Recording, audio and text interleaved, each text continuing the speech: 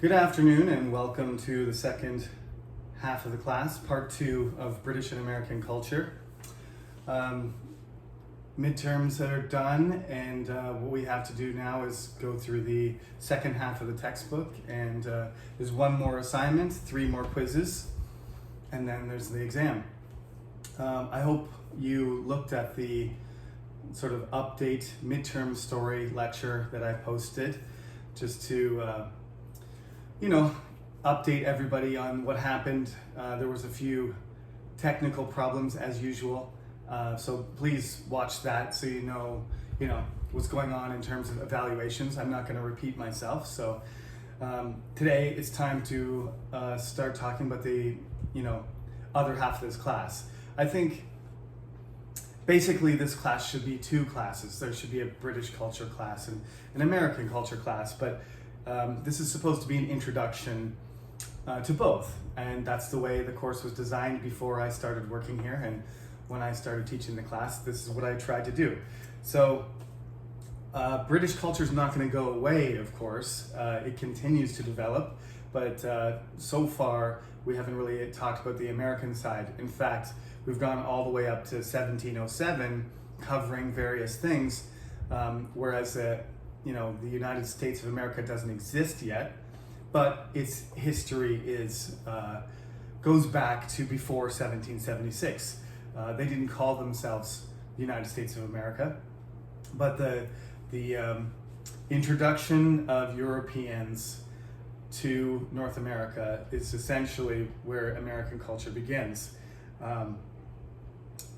From the recorded history point of view. But just like the history of Britain didn't start with the Romans, and increasingly people like to look back further and say that, the original culture of the British is Celtic, and that the Britons were the people who developed culture thousands of years ago, before the Romans even knew that the British Isles existed. So similarly, the most important thing to talk about in terms of what American identity means, I would say, despite the fact that many courses, especially history courses, ignore this gigantic, elephant in the room, it's the Native Americans that are the original. That's what an American is. An American person originally was a person who lived in a tribe or an empire,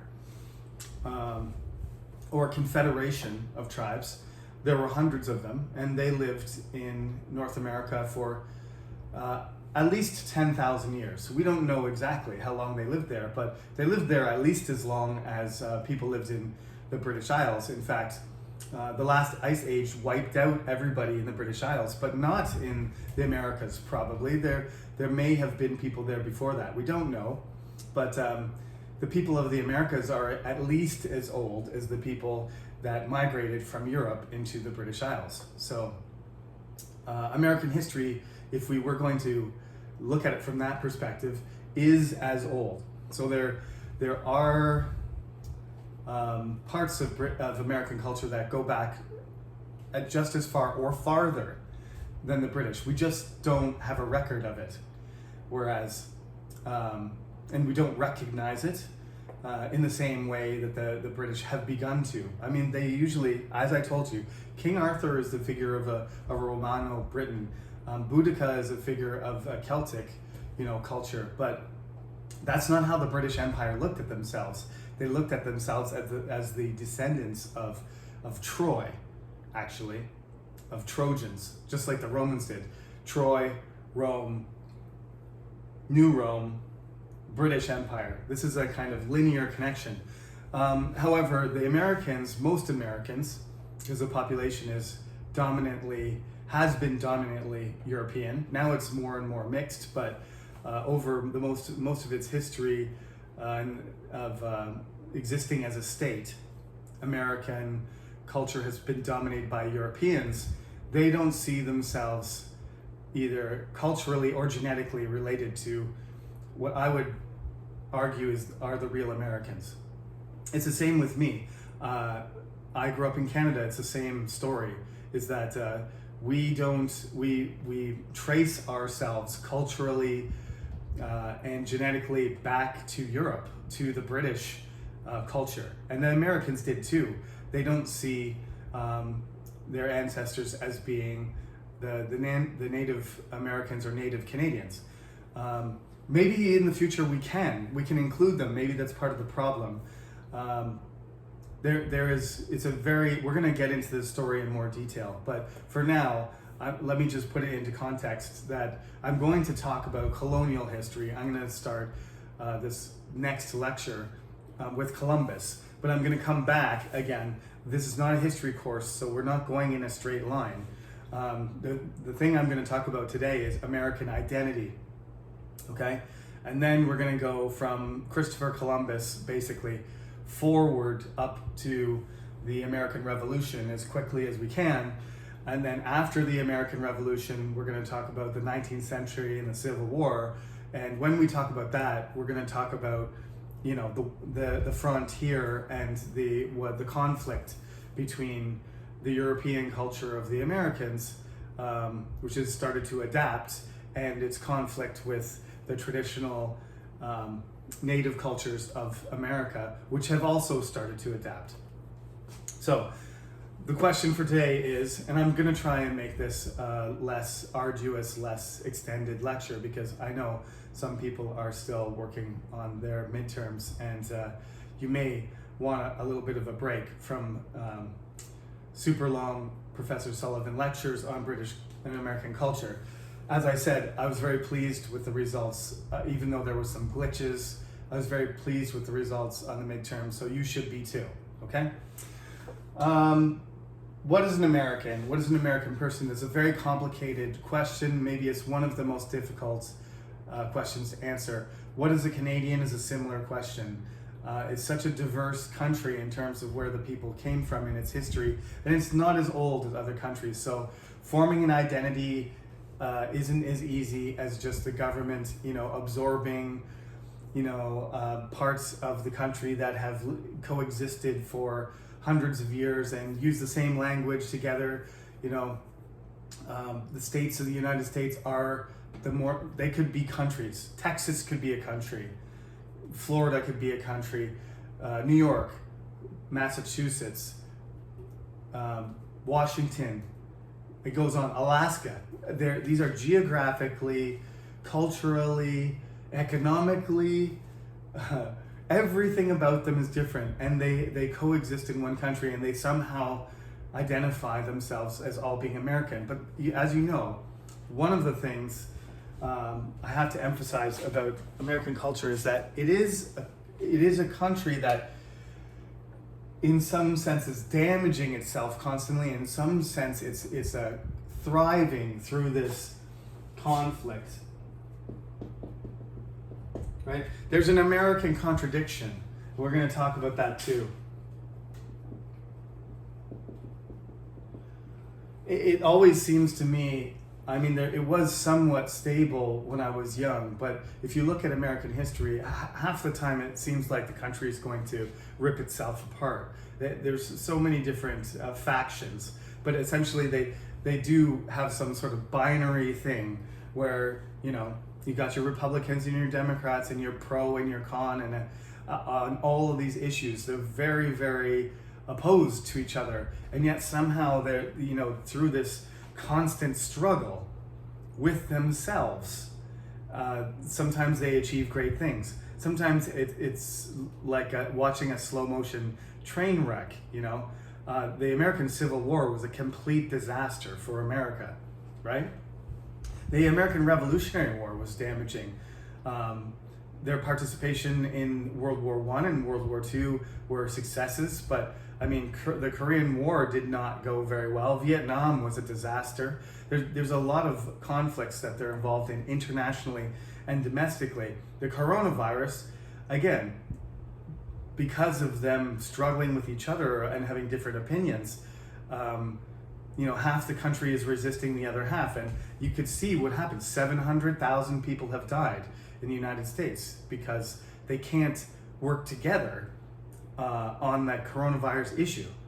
It's just like night and day between countries like China and Korea and New Zealand and Australia. And China, New Zealand, Australia, Korea, Denmark, all of these countries have done relatively well dealing with the coronavirus, and they're completely different. Chinese government culture, completely different than Korean culture and government, and New Zealand couldn't be more different than China in terms of size or population and culture and government style. They've got a woman in a democracy, and China's got a man in a neo-communist state, right? Who is elected for life. These are just different systems. I'm not saying they're better or worse, but they both succeeded. And in the United States, you've got an elected president who's elected by a college rather than majority, and it was a complete fiasco. More than a fiasco, a catastrophe. 700,000 people dead. That didn't have to happen. So sometimes these things can be advantageous, and sometimes they can be. The competitive, venture spirit, the entrepreneurial spirit of the Americans is unquestioned. You can see how well they can develop when you look at all the success of their businesses and their companies and their technology and stuff, and their capability in the military and so on. So it's going to be difficult. We need to look at America, and we need to balance these things. We are not American. I've had Americans in my class, thankfully, and they enjoyed this class. And I'm not trying to be unbiased or biased. There's a certain way that Americans look at themselves, and I'll try my best to communicate that point of view too. But to be honest, one of the things about the United States is that it's better to talk to somebody and say, "Oh, where are you from?" And they say, "Texas." And you say, "Okay, so you're that type of American." Stereotyping Americans is impossible. If you meet somebody from northern New York State or Michigan, you're gonna probably think they're pretty similar to me. Even somebody from California, they might just be a cooler, more confident, wealthier version of me, but they might sound somewhat like me. That I went to California and I thought the SoCal, Southern California accent was almost the same as the Toronto accent. There was some small differences, but our pronunciation was relatively similar. Is that because I watch Hollywood movies all the time and consume American television in unhealthy amounts? Maybe, but there are regional dialects and there's regional cultures. I have a great book that I used as a source for my own, and it's called American Nations, and the author divides, I think, if I remember correctly, he divides North America into 7 different cultures. And he says these are actually nations. The political borders between Canada, the United States, and Mexico are established, but these cultures go across those borders. They go across the borders of Canada, they go across the borders of Mexico.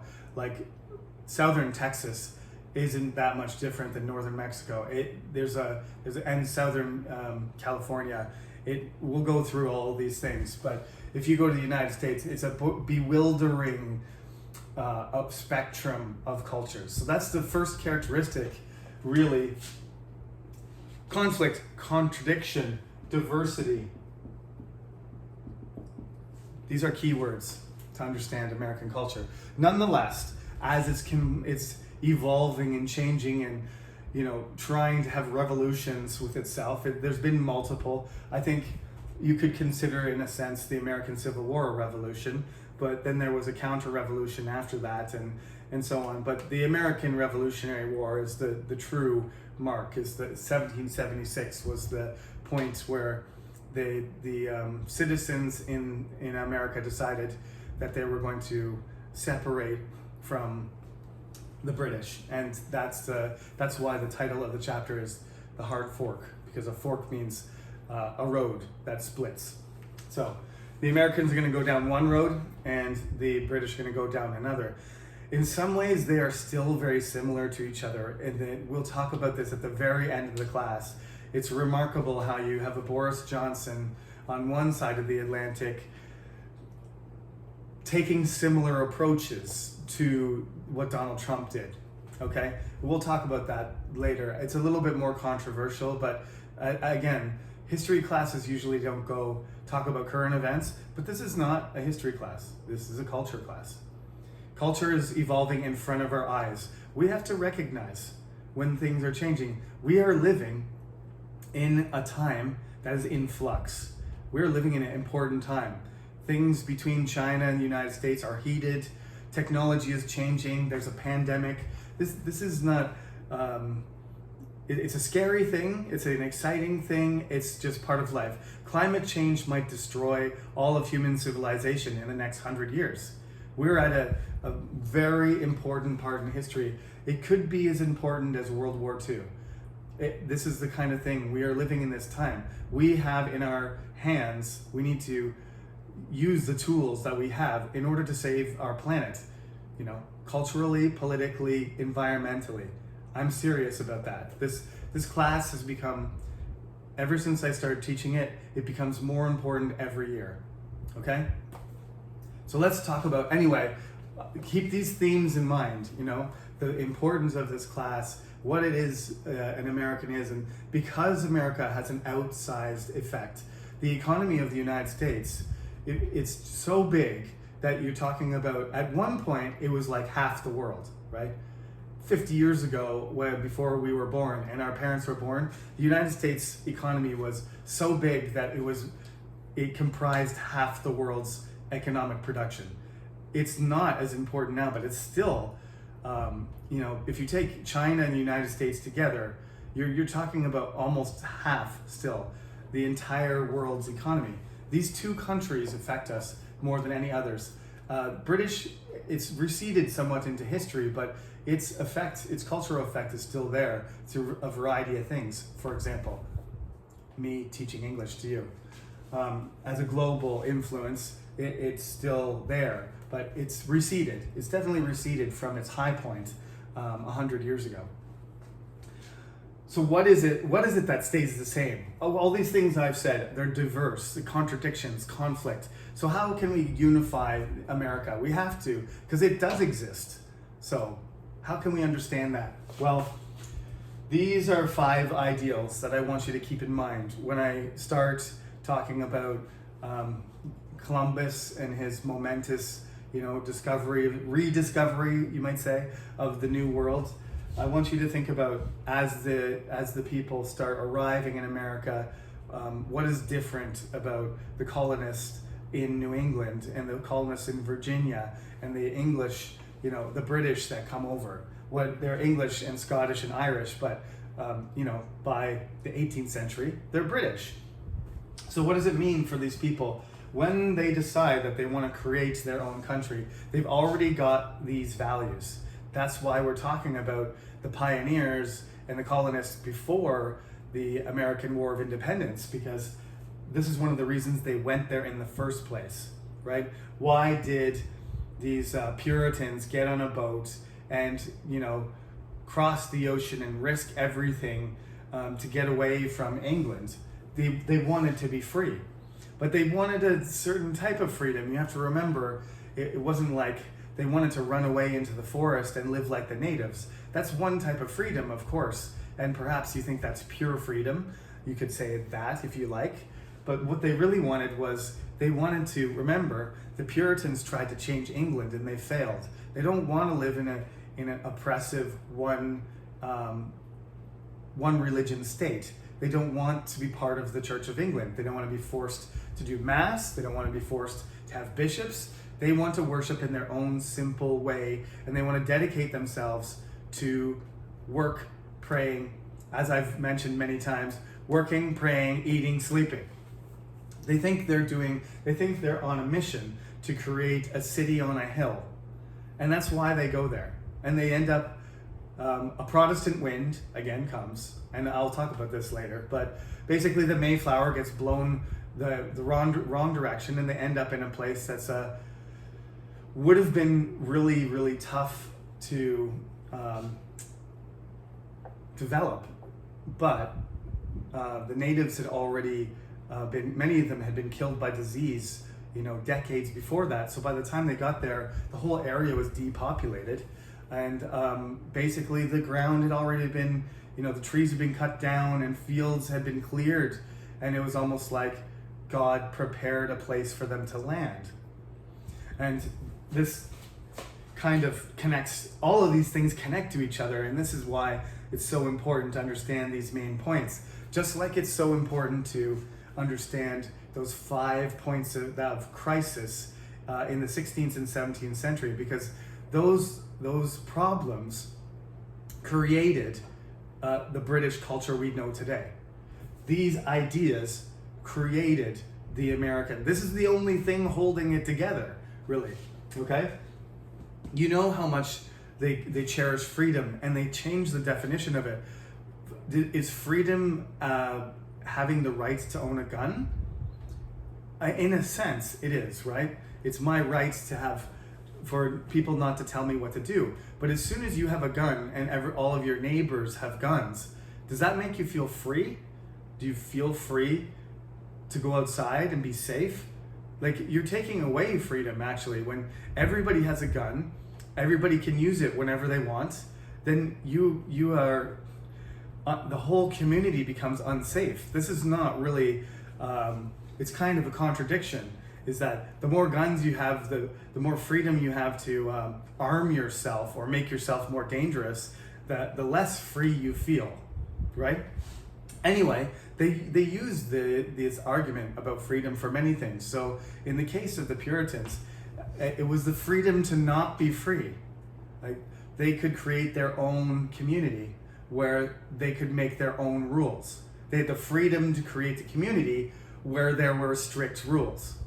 If you follow me, okay?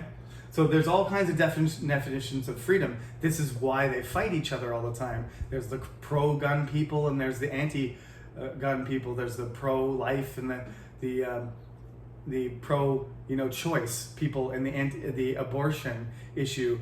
There are the pro-social services people and pro-socialist, and then there's the pro-capitalist and the anti-capitalist. They have two sides to every single issue, and a lot of the turning point of that is freedom, like censorship versus free speech.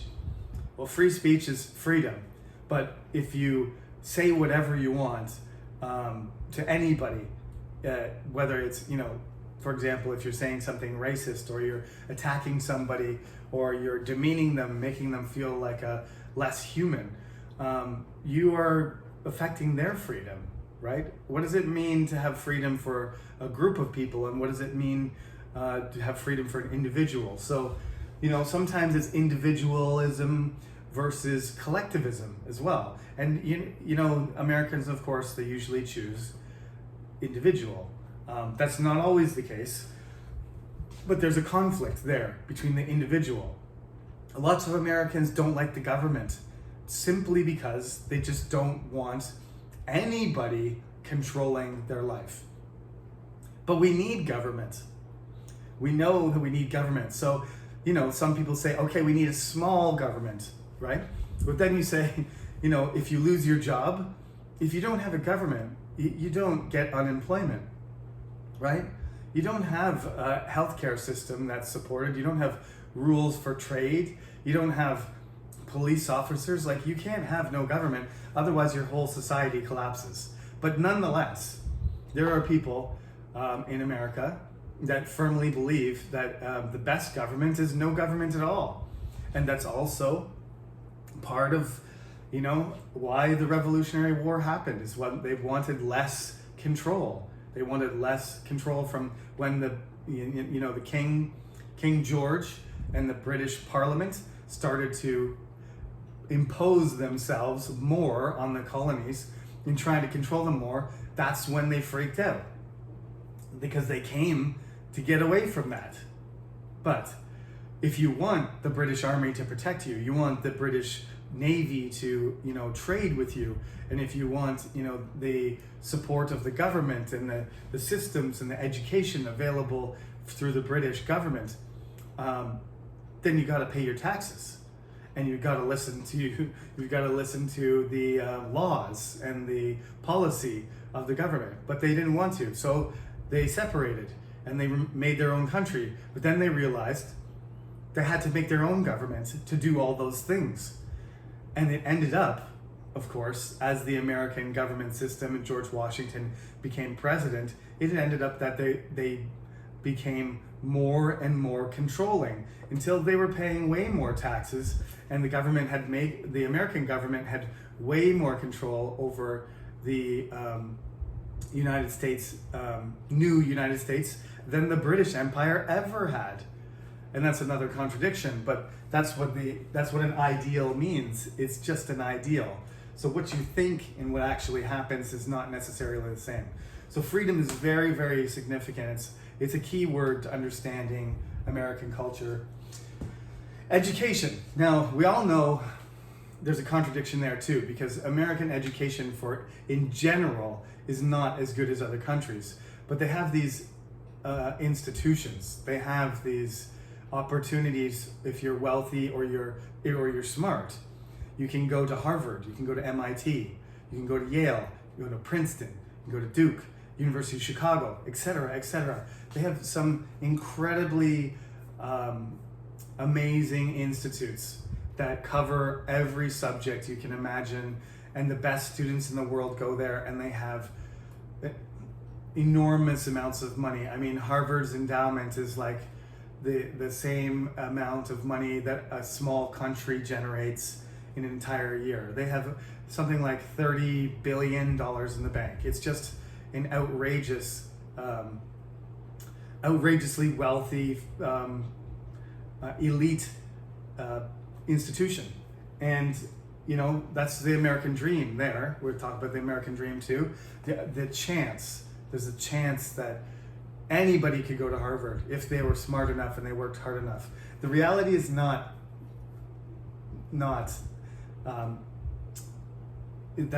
the reality is that that's not how things work. It's you can't just be smart and then get into Harvard. There are channels. There is education, pre-Harvard education that has to happen usually, but nonetheless, you can bet when you meet somebody who has a degree from Harvard that they earned it. In very rare cases was a person admitted to Harvard that wasn't one of the most intelligent people I've met. I've only met a few, but the same goes for other places like Yale and Princeton, as I said. These people usually are very, very well-educated people. But education means more than just going to the best university. That's actually kind of a Korean point of view. It's like, I want to go to Seoul National University, Korea University, or Yonsei. And if I don't, I'm not smart and I can't be successful. That is complete nonsense. That's not what happens.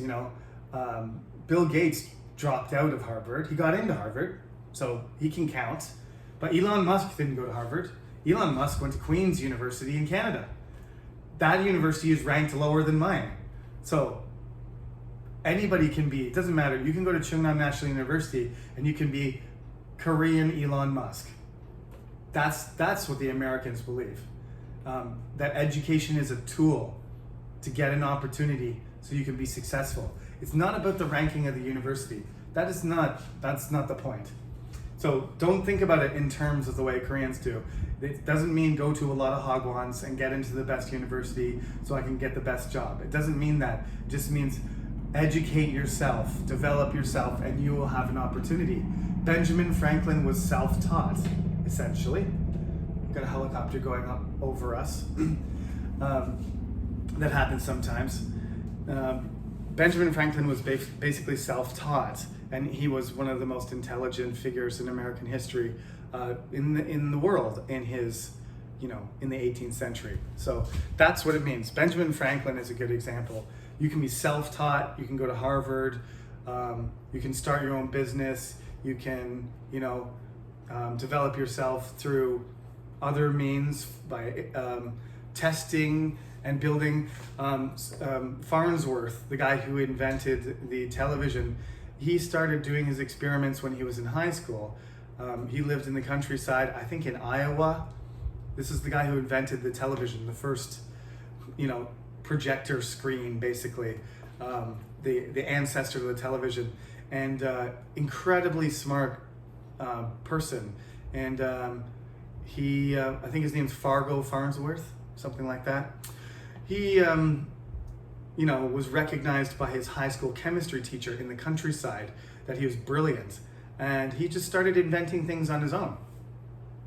Again, another case of being recognized by your high school teacher for your exceptional ability, and then developing it yourself. There's these stories about American kids trying to build nuclear reactors, small nuclear reactors in their backyards, and the CIA picking up some kind of radiation signature, coming to the backyard and finding a high school kid somehow trying to build something that can use uranium or plutonium. This is insane stuff that you read about in the news. There's some famous hackers, American hackers, that there was one movie that was based on an American man who supposedly hacked into the CIA, the American federal government, hacked in through a telephone. I don't even know how these things work. I just know this is their primary tool for development, success, and raising their social prospects, is using education. Now, popular government is also something. There's currently a fight for this. We don't need to discuss in too much detail, but there's always been a belief in America in democracy, and that the people should decide. Okay, what's being argued about right now is what the people really decided and what the truth is, but essentially the Republican government, the last Republican government, tried to remove that popular government element and tried to overturn some of those democratic processes in order to get an advantage and win an election that they lost. I would say that's more about cheating than it is about fascism.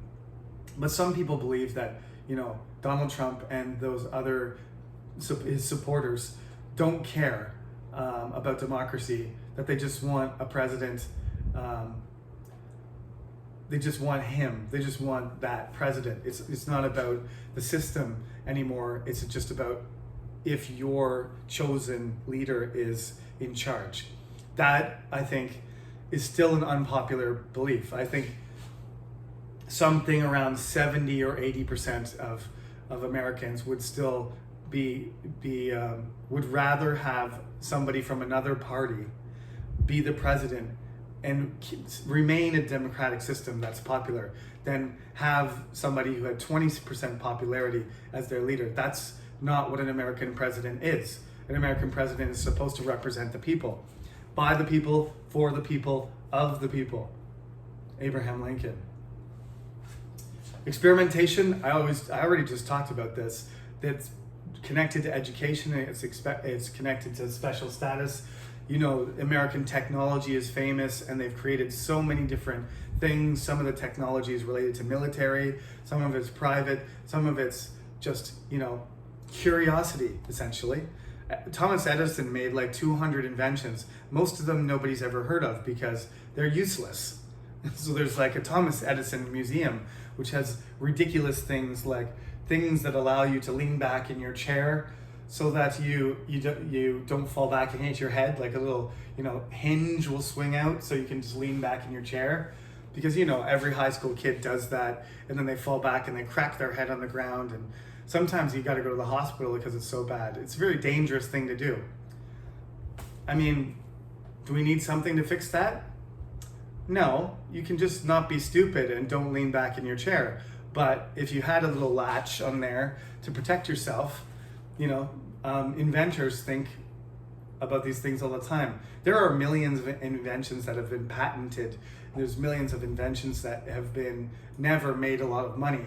Inventors sometimes make a lot of things that seem ridiculous, but they don't get accepted. So that's about experimentation. The United States itself is a social experiment, right? It's the first modern democracy. it's still going on.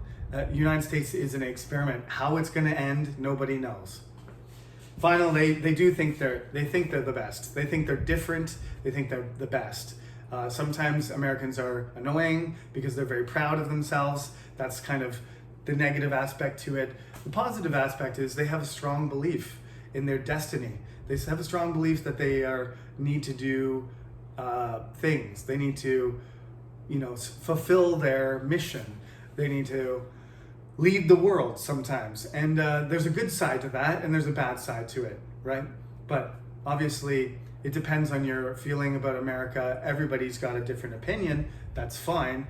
But the fundamental aspect of America, that they do feel like they're a special people, I think we can't argue with that. So all of these things are really important. Now over here, I wrote a whole bunch of things because basically an American is composed of different groups of people. Originally there was just natives there, and then the Europeans came along, and then they imported slaves. And then of course, from the old world, Asians started immigrating and working, not so much through slavery, but just through, an attempt to join the project of the United States, to start over again, maybe escape something, or maybe just a sense of adventure.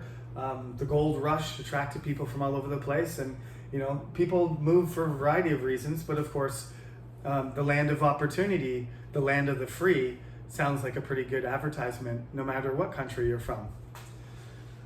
So in terms of diversity here, you've got the native peoples, hundreds of languages and peoples all over the place. You've got the Aztec, the Inca, the Inuit, the Cherokee, the Sioux, the Algonquin. We'll talk about different people. The Apache, all kinds of famous tribes. Some have disappeared, some still exist. Can't talk about all of them, but the most diverse group. And then you have European colonists. Some of them are from England, France. We'll talk about this too, different countries. But you got, your gentlemen, you got the Puritans, people from different religions. You got servants, and then you have tradesmen. You have skilled laborers and that kind of thing. African slaves mostly come from West Africa. They get captured, sometimes they're sold, sometimes they're prisoners, sometimes they even are free. Sometimes there are, but they're very few. At the beginning there are more, but gradually, basically, if you're a black person, if you're dark-skinned at all, you get labeled as a person who's unfree. We have to discuss how that develops too. And of course, Asians come from all over Asia, Middle East, Middle Asia, South Asia, East Asia, Russia, China, Korea, Japan, in different amounts, different numbers. I would say that China's probably got the most, people that have become American, Chinese Americans. But there's certainly a lot of people from India and Pakistan and Turkey and other countries too. Very diverse group. Obviously, Asia's always been super diverse, and they've added even more diversity to America. What happened first? They explored, disease spread everywhere, and then they started taking over. And that laid the foundation for the state that would become the United States of America, the nation. And I think that's enough for today. We ended up almost near 40 minutes anyway, despite my attempts to be quick. But that's the foundation for our approach to American culture for the second half of the term. And that's it for today. So I hope you enjoy this lovely weather while it lasts. I think winter is on its way.